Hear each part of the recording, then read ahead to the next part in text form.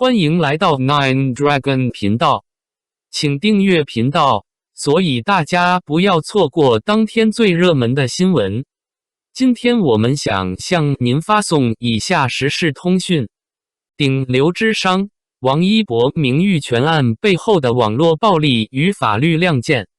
近日，演员、歌手王一博诉微博用户郭某某名誉权纠纷案引发广泛关注。这不仅是又一起明星维权胜诉案例，更是对网络言论边界的再次厘清。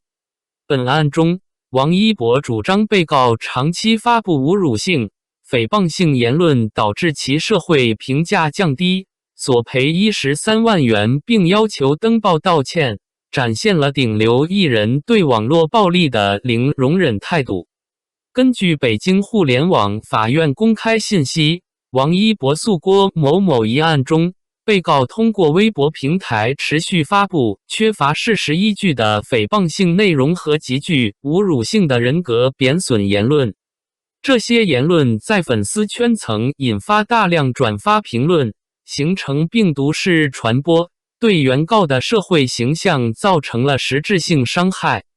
王一博方提出了总额13万元的赔偿诉求，其中包括5万元精神损害抚慰金、4万元经济损失及4万元维权合理成本，同时要求被告承担案件诉讼费用。特别值得注意的是，本案的登报道歉要求颇为严苛，王一博方要求被告在人民法院报刊登致歉声明至少10次，且单次版面不小于名片大小6厘米、9厘米。这一诉求远超常规名誉权案件中致歉声明刊登1次的标准，反映了被侵权方对恢复名誉的强烈需求。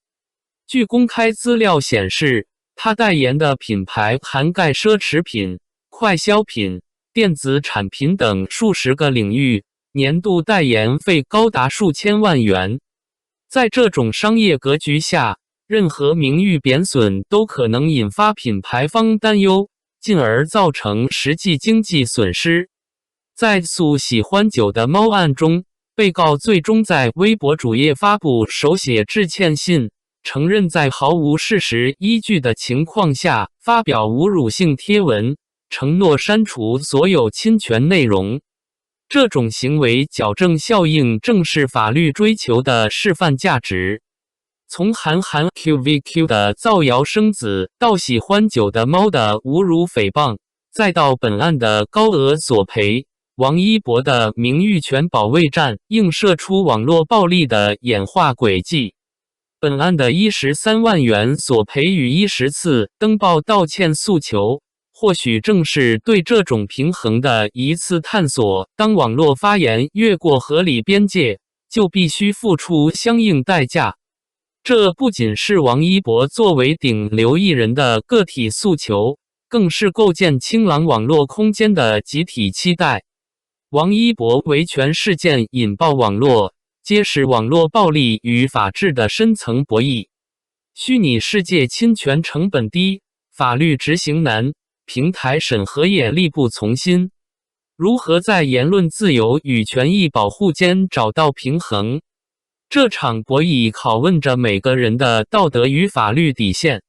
明星被黑不是头一回了，网上那些没影的谣言、恶意的人身攻击，隔着屏幕都能感觉到满满的恶意。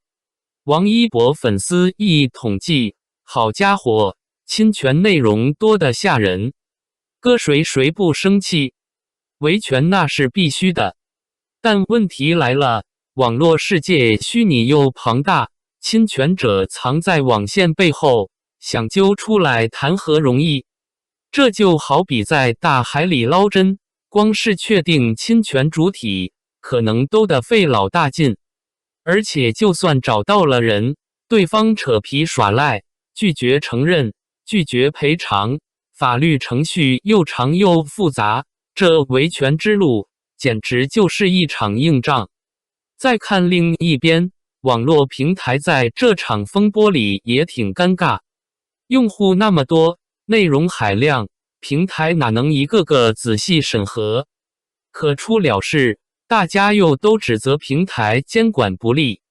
平台心里估计也委屈，我也想管，但真的力不从心啊。不过话说回来，平台要是能加强审核机制，从源头上减少侵权内容，是不是就能避免很多明星维权的糟心事？这也是个值得探讨的问题。其实，王一博维权这事，暴露出来的是整个网络环境的大问题。网络暴力成本太低了，有些人觉得在网上随便说两句，编点瞎话没什么大不了，不用负责任。可他们不知道，这些轻飘飘的文字对当事人造成的伤害有多大。法治社会讲究有法必依，可在网络世界里，法律的执行却困难重重。到底该怎么平衡网络言论自由和个人权益保护？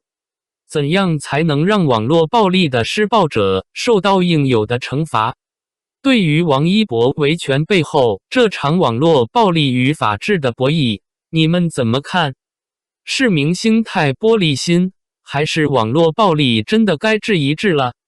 在网络发言越来越随意的今天，咱们又该如何守住道德和法律的底线呢？感谢您观看视频。如果您觉得本时事通讯有用，请不要忘记点赞、评论和订阅。祝您生活愉快，充满活力。再见。